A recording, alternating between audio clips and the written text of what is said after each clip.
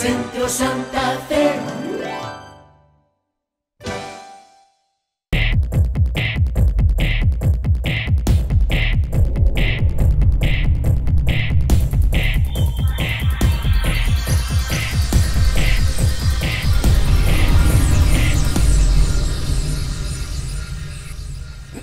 ¿Cómo les va? Estamos en otra cápsula, A Tu Salud, pues gracias al Centro Santa Fe, el centro comercial más grande de América Latina, y comenzamos a ver qué se nos ocurre hoy.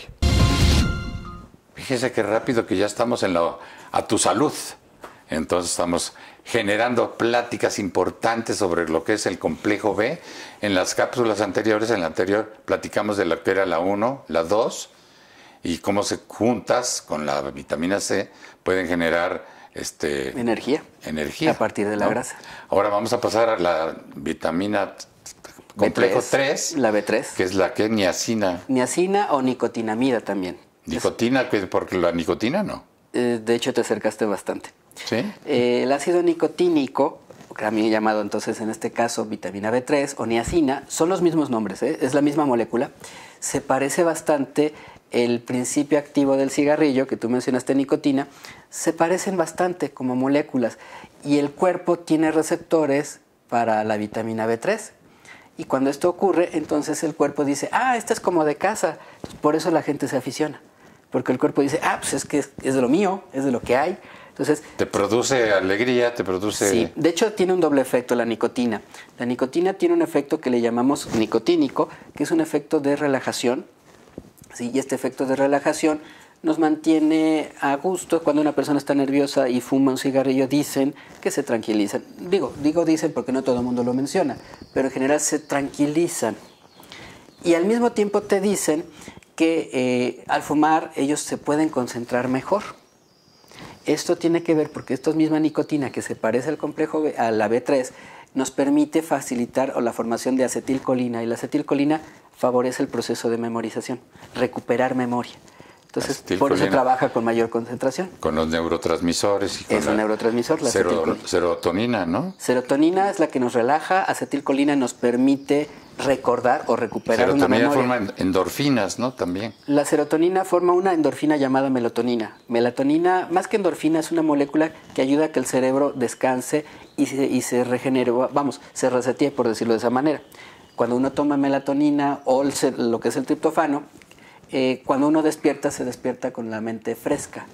Sí, está lista y no se siente una agobio. La produce la glándula pineal, ya no estamos llegando a otro momento. No te preocupes, en este sentido, cuando hablamos de una vitamina tiene que ver te lleva con... a otra y a otras cosas, ¿verdad? Sí, porque estamos hablando de la bioquímica del cuerpo, y la bioquímica del cuerpo se abarca... Que eso es lo maravilloso, ¿verdad? Que el cuerpo es un laboratorio químico. Completamente. ¿No? Completamente. El cerebro es extraordinario, como es todo lo que maneja. Es una computadora, una supercomputadora a nivel cuántico, de hecho, por cómo se maneja. Sin embargo, no ha sido hasta apenas ahora que se empieza a entender cómo es que logra hacer esos cálculos, esos movimientos o esos controles tan rápidos. Ahora que tenemos supercomputadoras, lo sabemos. Y ¿sabes qué? Que no se le ha dado la importancia al cerebro, porque siempre dicen, ¿cuál es la parte más importante? El corazón. Y no es cierto, es el cerebro. Y el cerebro también necesita ejercicio, vitaminas, aminoácidos, descanso, y todo, que va careciendo de ello durante todo el crecimiento del ser humano, que ya viene siendo de crecimiento, porque el organismo crece hasta los 20 y tantos, y a partir de que deja de crecer, ¿qué pasa? Pues va decreciendo. Se supone que es una teoría del envejecimiento que dice que cuando disminuye la cantidad de una hormona llamada hormona del crecimiento, que todos producimos, empieza el proceso de deterioro. Volviendo a la niacina, ahorita que estamos sobre este tema, hay varias enfermedades de tipo psiquiátrico que están relacionadas con la carencia de niacina. Decíamos hace rato de la esquizofrenia. Lo que hace en este caso la niacina es evitar una intoxicación en el cerebro por una sustancia. Tú hablas del cerebro, o sea que ahora te aguantas. Entonces, una intoxicación por una sustancia llamada cromopirrol o adrenocromo, que es un producto secundario de la formación de adrenalina en tu cuerpo. La adrenalina es un neurotransmisor que nos mantiene elevados, nos mantiene activos. Cuando alguien nos asusta o estamos tensos, liberamos adrenalina. Se usaba más en la época de los primeros hombres, ¿no? porque vivían en la selva correr o huir. y se asustaban todo y pues formaban la adrenalina, era para defenderse, ¿no? De hecho, entre adrenalina y noradrenalina se dice que la más primitiva es la adrenalina. Y la segunda generación, la noradrenalina, es la que nos permite, sí estoy asustado, pero voy a elegir qué voy a hacer.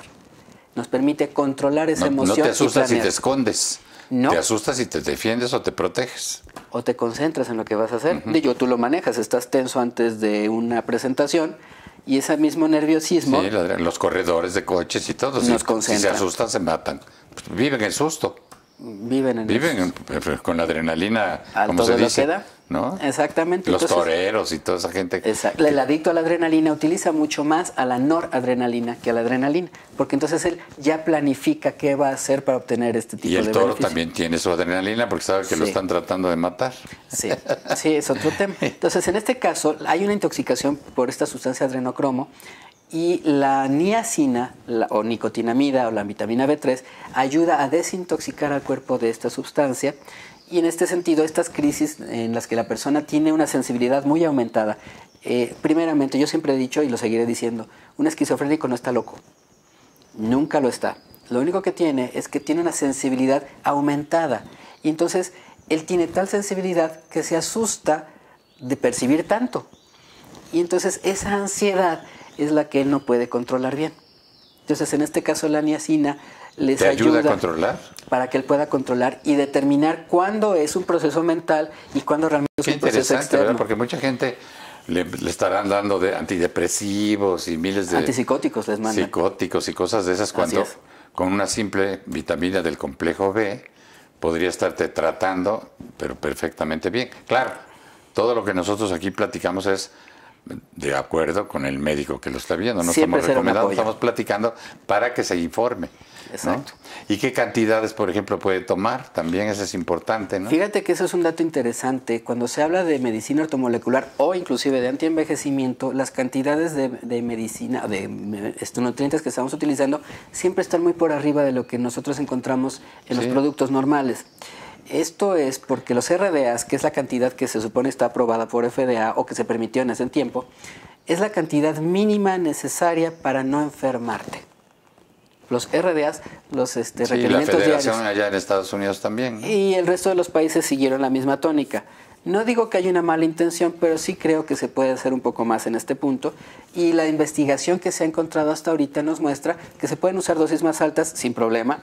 Entonces, en este caso, cuando se habla de ortomolecular o en antienvejecimiento, las dosis van más arriba porque no estamos buscando no enfermar, sino estamos buscando la función correcta o a la mejor de las capacidades. Estábamos hablando de la esquizofrenia y terminamos una historia. Decíamos que los esquizofrénicos son gente que tiene una sensibilidad tan aumentada que les cuesta trabajo discernir cuándo es un proceso mental, algo personal, y cuándo es un proceso externo. Entonces tienden a confundirse y eso les genera ansiedad. De hecho, un esquizofrénico lo verá siempre como una persona muy nerviosa y eso nos saca un poco de balance a nosotros.